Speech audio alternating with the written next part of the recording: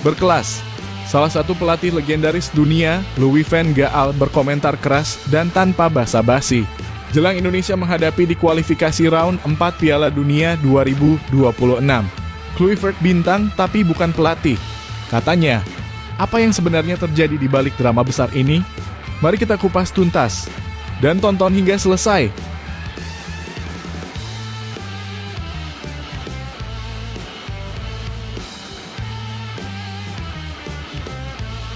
Breaking news, Jay Itzes resmi bergabung dengan klub Serie A Sassuolo Calcio. Bukan cuma langkah besar untuk karier Jay pribadi, tapi juga jadi lompatan prestisius bagi sepak bola Indonesia.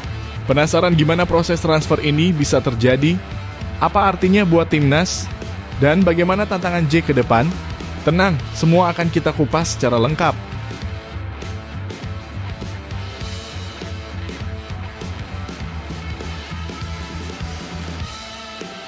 Bikin heboh, Ketua PSSI Erick Thohir membuat pernyataan yang mengejutkan sekaligus membuka mata kita semua.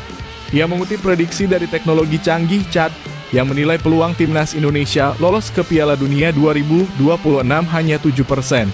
Angka ini tentu bikin kita berpikir, tapi jangan dulu putus asa. Yuk, kita bahas lebih dalam apa arti angka 7% itu, bagaimana prediksi itu dibuat, dan apa sikap kita ke depan.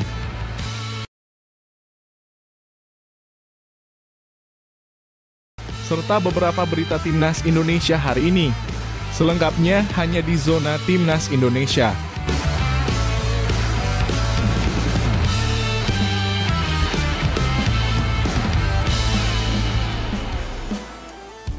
Sebelumnya jangan lupa subscribe channel ini supaya tidak ketinggalan berita timnas Indonesia.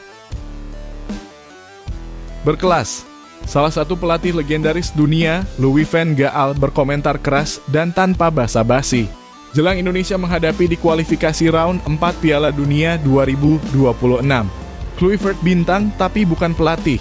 Katanya, apa yang sebenarnya terjadi di balik drama besar ini? Mari kita kupas tuntas dan tonton hingga selesai.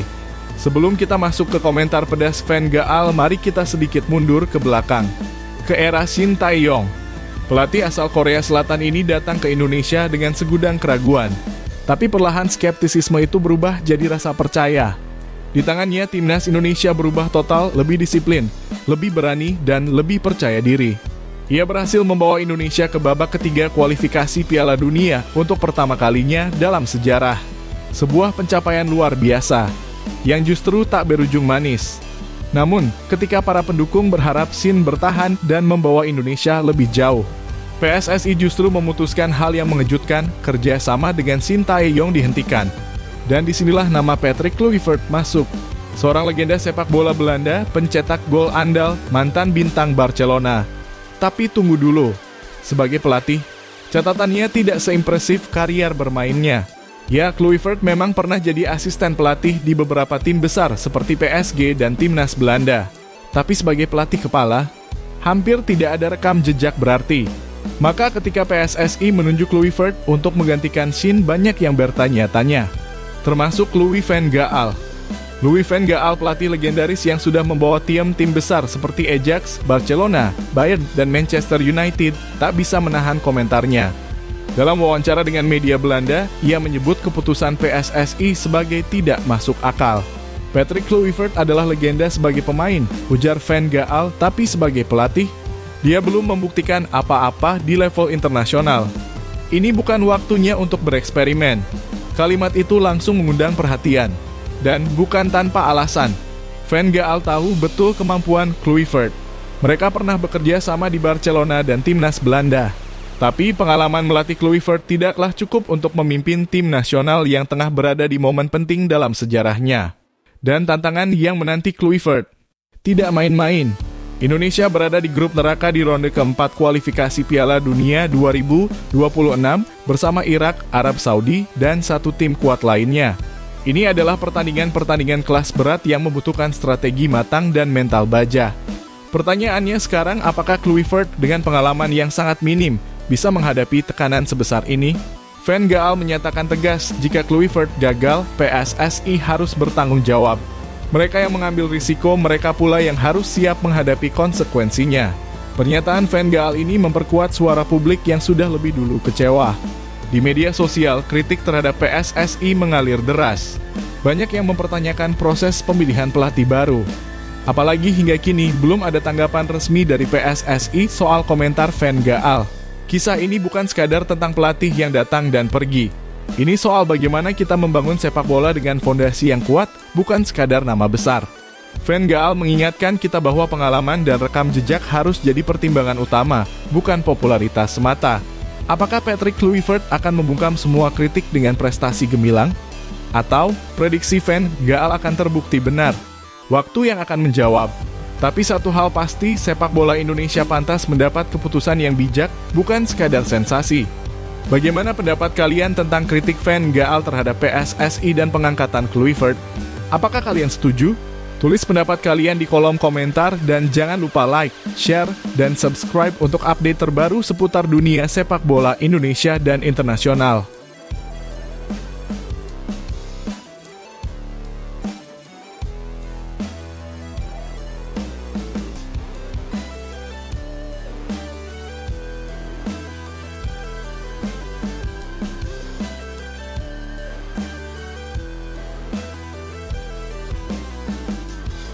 Breaking news, Jay Itzes resmi bergabung dengan klub Serie A, Sassuolo Calcio. Bukan cuma langkah besar untuk karier Jay pribadi, tapi juga jadi lompatan prestisius bagi sepak bola Indonesia. Penasaran gimana proses transfer ini bisa terjadi? Apa artinya buat timnas? Dan bagaimana tantangan Jay ke depan? Tenang, semua akan kita kupas secara lengkap. Sebelum kita bicara soal Sassuolo, yuk kita kenalan dulu atau mengingat kembali siapa sih Jay Itzes ini? Lahir di Belanda, Jay punya darah Indonesia dari keluarganya. Karier sepak bolanya dimulai dari Akademi PSV, lalu melanjutkan ke FC Eindhoven dan Go Ahead Eagles. Tapi namanya benar-benar melejit saat ia bergabung dengan Venezia FC.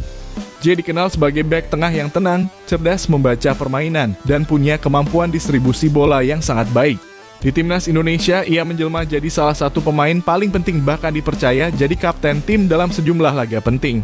Beberapa minggu terakhir, nama Jay Itzes kerap disebut-sebut dalam bursa transfer Serie A. Klub-klub seperti Udinese, Torino, dan Genoa dikabarkan tertarik mendatangkannya.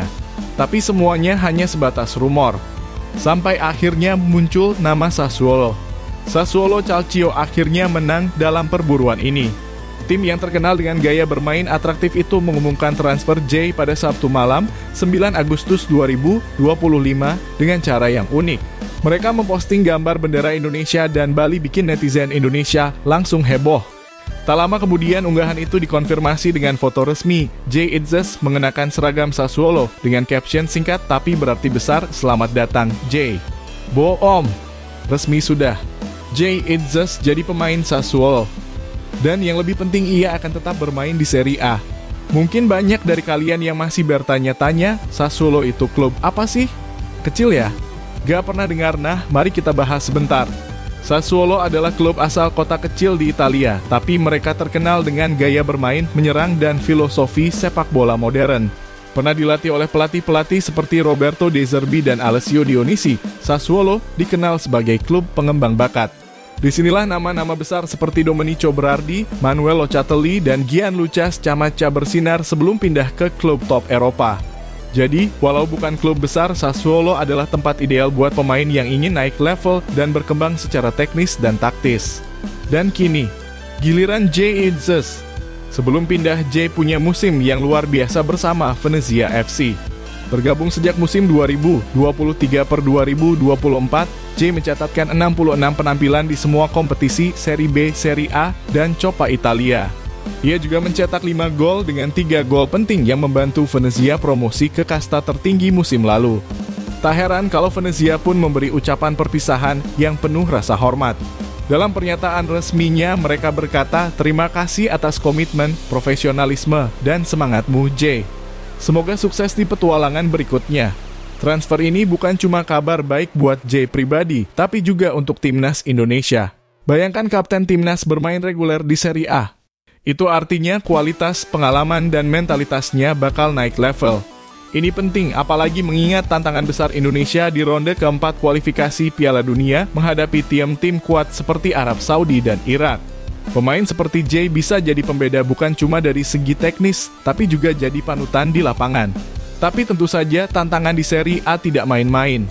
Jay akan menghadapi striker-striker top seperti Romelu Lukaku, Lautaro Martinez, Dusan Vlahovic, hingga Victor Osimhen. Tapi justru dari sinilah pemain bisa berkembang lebih cepat. Kalau Jay bisa tampil konsisten di Sassuolo, bukan tidak mungkin. Dia akan jadi pemain Indonesia pertama yang menarik perhatian klub-klub elite Eropa. Siapa tahu masa depan bisa membawa Jay ke AC Milan, Inter, atau bahkan Premier League. Sebuah babak baru telah dimulai.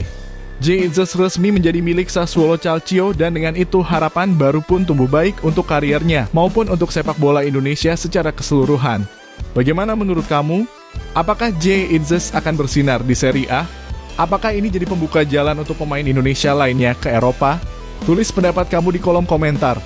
Jangan lupa untuk like, share, dan subscribe channel ini biar gak ketinggalan update terbaru seputar dunia sepak bola, terutama pemain-pemain kebanggaan Indonesia di luar negeri.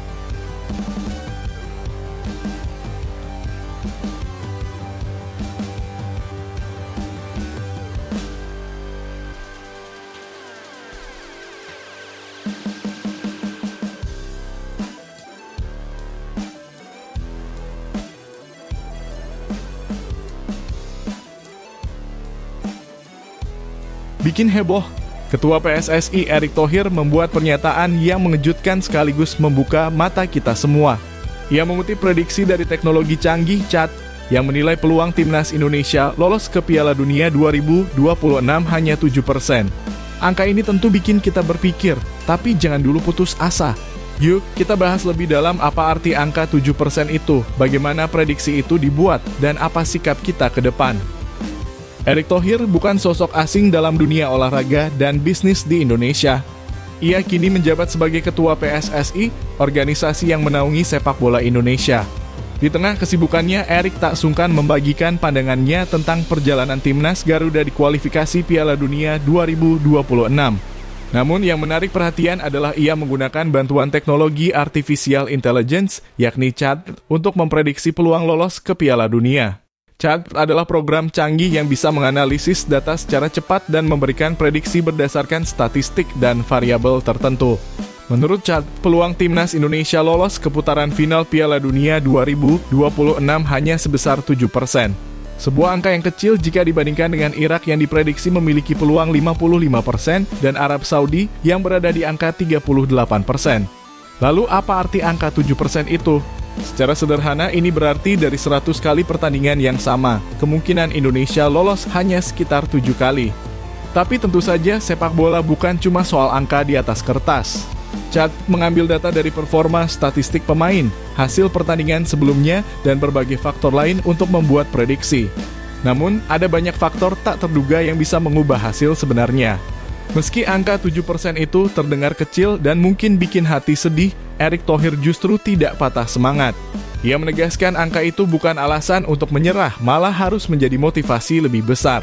Erick bilang kalau CHAT lebih seram saya. Maksudnya meskipun prediksi itu seperti alarm, semangat dan kerja keras manusialah yang bisa membalik keadaan. Timnas Indonesia menurut Erick harus terus berjuang dan mempersiapkan diri sebaik mungkin. Untuk lolos ke Piala Dunia 2026, Timnas Indonesia harus menjuarai grup B di putaran keempat kualifikasi zona Asia. Kalau hanya jadi runner-up, perjuangan belum selesai. Indonesia masih harus melewati babak kelima menghadapi runner-up dari grup A dan pemenangnya nanti bakal bertarung di babak play-off antar konfederasi untuk tiket terakhir ke Piala Dunia. Ini jalur yang sangat berat, penuh lawan kuat dan situasi sulit. Tapi bukan berarti mustahil. Semua tim besar juga pernah melewati proses panjang sebelum mencapai puncak. Prediksi dari AI seperti CHAT memberi gambaran statistik dan kemungkinan. Tapi sepak bola tetaplah olahraga dengan banyak faktor tak terduga, semangat pemain, strategi pelatih, kondisi cuaca, hingga keberuntungan. Jadi jangan mudah percaya pada angka semata, karena di lapangan segalanya bisa berubah. Bahkan tim-tim besar pun pernah dicap underdog dan kemudian mengejutkan dunia. Jadi prediksi hanyalah alat bantu, bukan keputusan mutlak.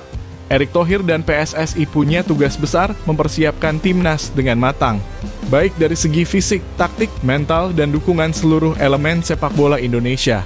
Dukungan dari supporter, pelatih, manajemen, dan seluruh bangsa akan sangat menentukan. Semangat pantang menyerah harus terus dikobarkan. Karena meskipun peluang kecil, mimpi besar selalu layak diperjuangkan. Jadi bagaimana menurut kamu soal prediksi 7% dari chart ini? Apakah kamu optimis timnas Indonesia bisa membuktikan diri dan lolos ke Piala Dunia 2026? Tulis pendapatmu di kolom komentar ya. Jangan lupa like, share, dan subscribe untuk update seru seputar sepak bola Indonesia dan dunia.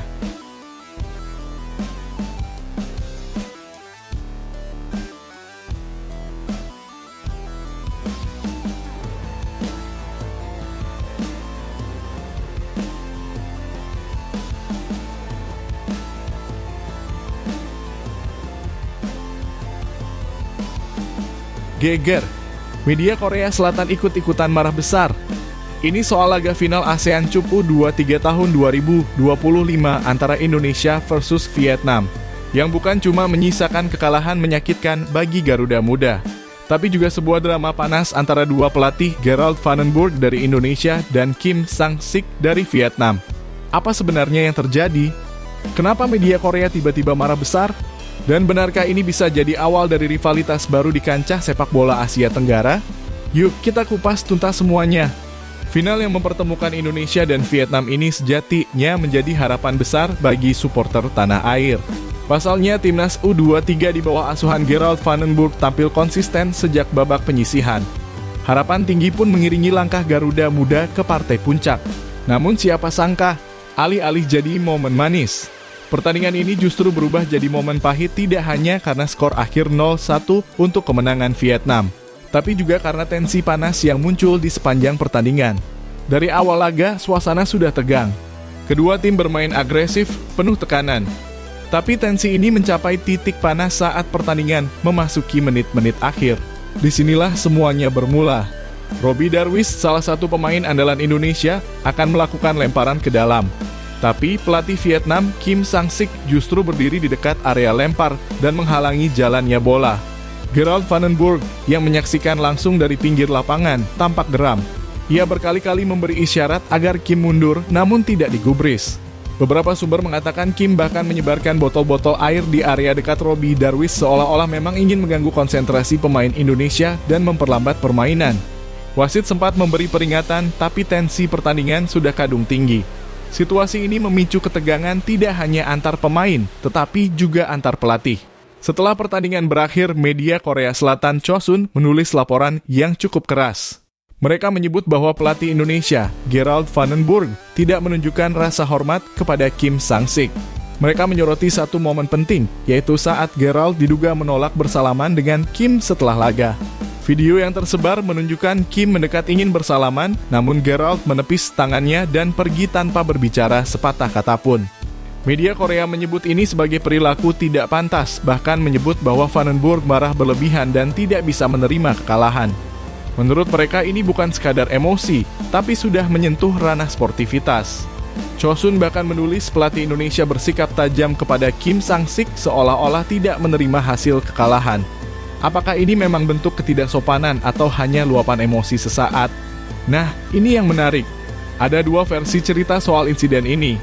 Di satu sisi, media Korea dan beberapa netizen Vietnam menyebut Vandenberg bersikap tidak sopan, tidak profesional, dan tidak bisa menerima kekalahan. Tapi di sisi lain, banyak pendukung Indonesia justru membela sang pelatih.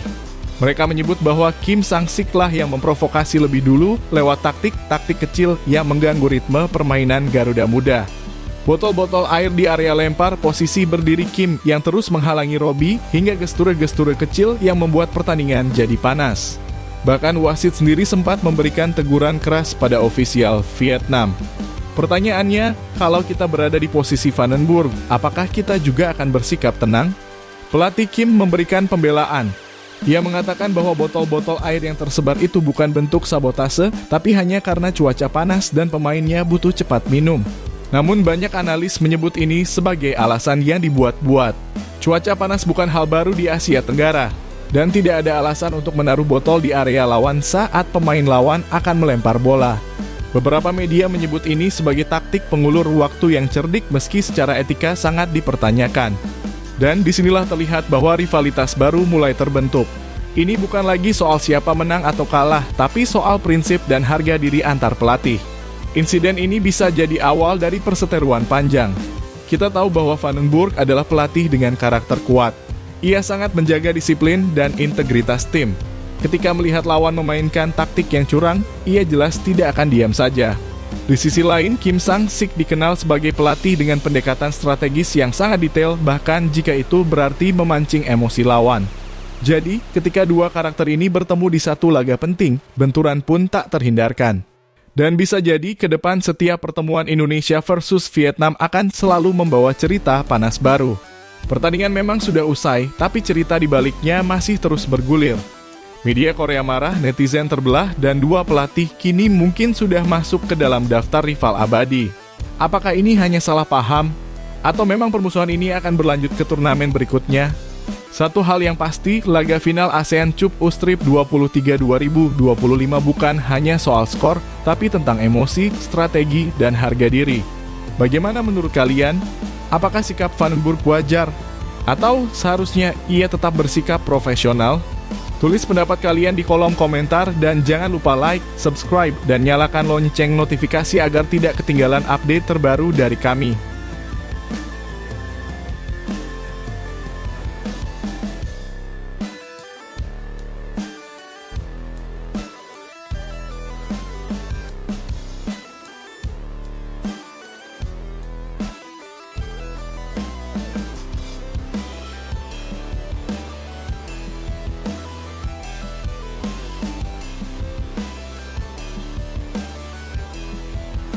Keren! Pelatih Timnas U17, Nova Arianto melihat kekuatan terpendam skuad Garuda Muda. Semua pemainnya kelas Eropa. Apa yang sedang mereka persiapkan? Seperti apa kualitas lawan yang akan dihadapi di Piala Kemerdekaan nanti? Dan yang paling menarik, siapa saja bintang diaspora yang diam-diam mulai menunjukkan sinarnya? Langsung aja kita mulai. Piala Dunia U17 2025 akan digelar di Qatar pada bulan November. Dan tahun ini Indonesia berhasil lolos sebagai salah satu kontestan. Tim asuhan Nova Arianto tergabung di grup H bersama 3 negara kuat, Brasil, Honduras, dan Zambia. Tentu ini bukan grup yang mudah. Tapi di balik tekanan itu, Nova Arianto justru melihatnya sebagai peluang. Peluang untuk membentuk generasi emas sepak bola Indonesia. Nah, sebelum menuju Qatar, Nova dan timnya punya satu momen penting, Piala Kemerdekaan 2025. Turnamen ini akan digelar di Medan pada tanggal 12 sampai 18 Agustus. Ini bukan sekadar laga uji coba biasa. Karena dua lawan yang akan dihadapi bukan tim sembarangan, Afrika Selatan dan Tajikistan, dua tim yang juga lolos ke Piala Dunia U17. Nova menyambut kehadiran mereka dengan antusias. Saya senang melihat kualitas lawan yang datang sangat baik. Ini memberikan pengalaman berharga bagi pemain, karena mereka bisa merasakan atmosfer pertandingan level internasional, ujar Nova dalam wawancara terbaru. Laga melawan Afrika Selatan dan Tajikistan jadi simulasi nyata buat timnas U17. Apalagi karakter permainan mereka disebut mirip dengan calon lawan di Qatar. Sebelum ke Medan, Garuda Muda menggelar pemusatan latihan di Bali sejak 7 Juli lalu. Disinilah Nova dan tim pelatih mulai menyusun puzzle. Mereka menilai kemampuan para pemain baru mencoba berbagai formasi dan tentunya memanggil pemain-pemain diaspora yang selama ini jadi perbincangan publik.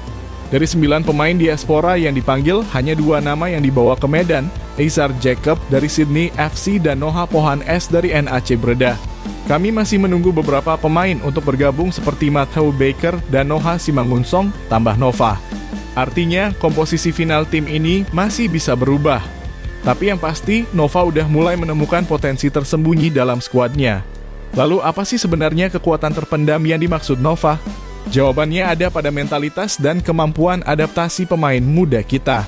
Meski mereka masih berusia belia, Nova melihat bahwa anak-anak ini punya keberanian untuk menantang lawan yang lebih kuat, lebih cepat, dan lebih berpengalaman. Bahkan di latihan tertutup, beberapa pemain mampu menunjukkan progres signifikan.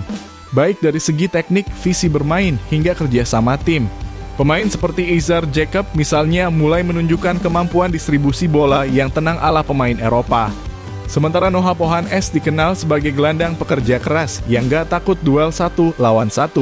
Dan jangan lupa masih ada pemain lokal seperti Sultan Zico, Bagus Prabowo, dan Wahyu Hidayat yang perlahan mulai nyetel dengan gaya main internasional. Sekarang, mari kita bahas sedikit tentang dua lawan yang akan dihadapi nanti. Afrika Selatan, tim ini dikenal punya fisik kuat, kecepatan, dan pressing tinggi. Cocok banget jadi simulasi buat menghadapi Zambia atau Brasil di Piala Dunia nanti. Mereka juga punya pengalaman tanding yang cukup banyak di kualifikasi zona Afrika. Tajikistan bisa dibilang salah satu kekuatan baru di Asia Tengah. Mereka punya organisasi tim yang rapi dan cukup disiplin dalam bertahan. Cocok banget buat ngetes kreativitas lini serang Indonesia. Nova sadar betul kedua tim ini bisa jadi cermin yang jujur bagi timnya. Apakah mereka sudah siap bertarung di level tertinggi? Atau masih banyak PR yang harus diselesaikan? Turnamen ini juga spesial karena digelar di luar Pulau Jawa, tepatnya di Medan. Ini adalah bentuk nyata dari komitmen PSSI untuk meratakan geliat sepak bola nasional. Nova berharap dukungan masyarakat Medan bisa jadi motivasi tambahan bagi para pemain.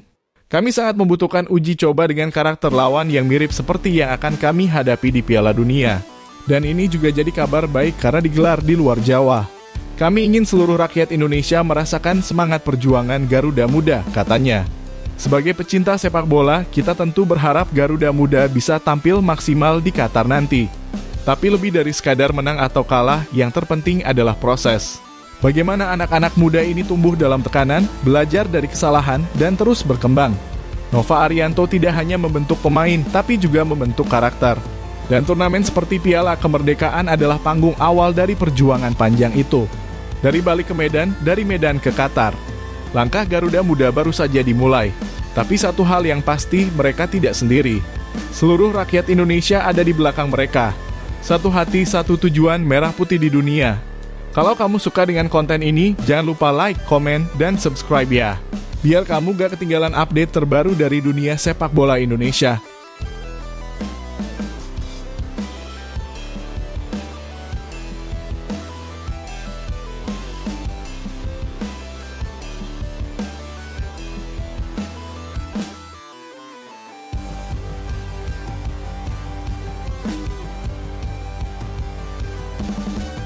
Wow, keputusan yang cukup mengejutkan.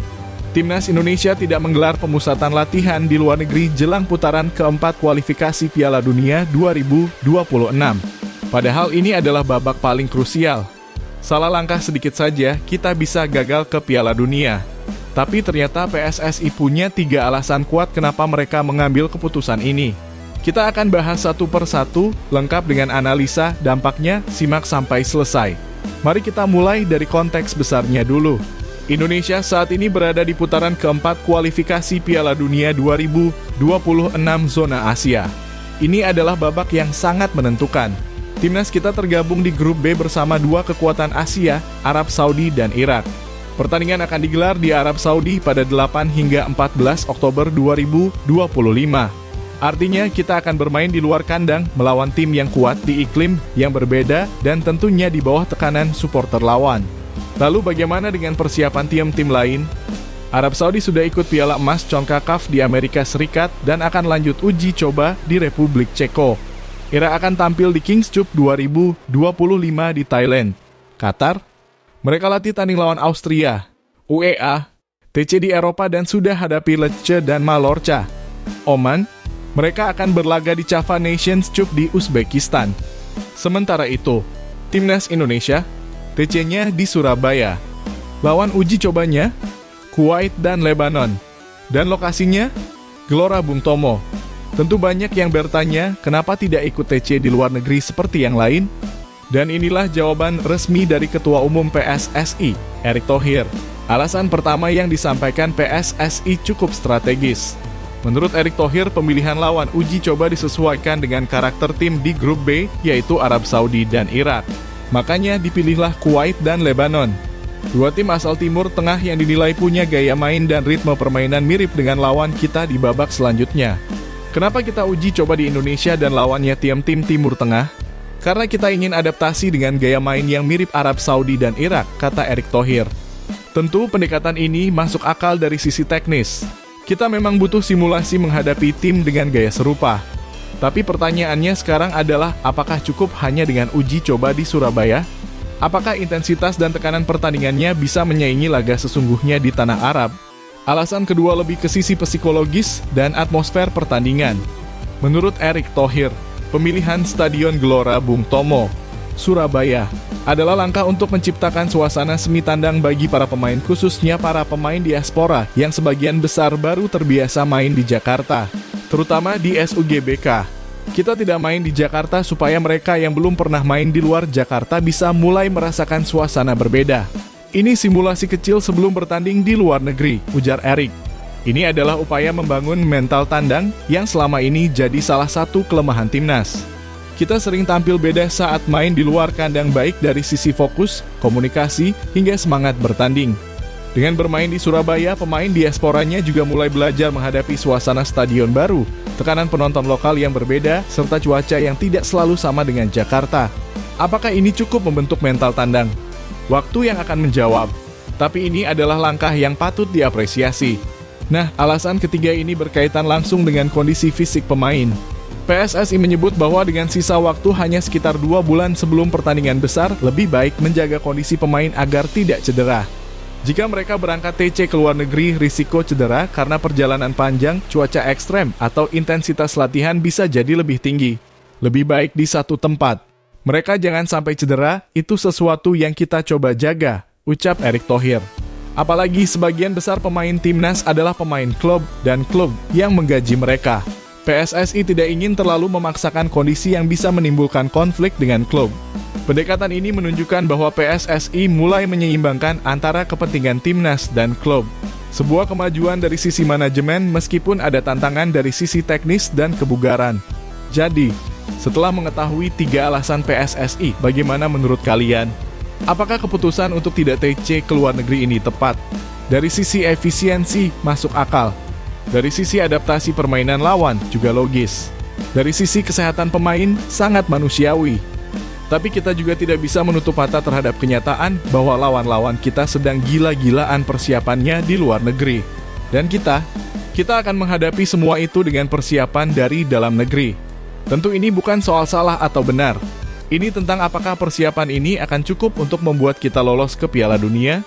Untuk bisa lolos langsung ke Piala Dunia 2026, Jay Itzes dan kawan-kawan harus jadi juara grup.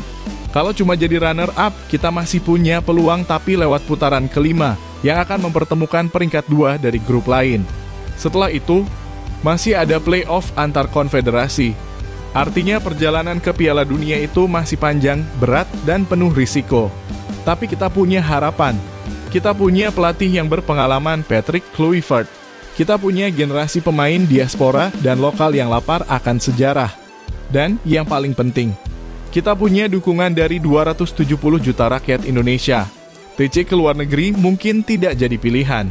Tapi semangat Garuda tak pernah surut. Bersiaplah dunia.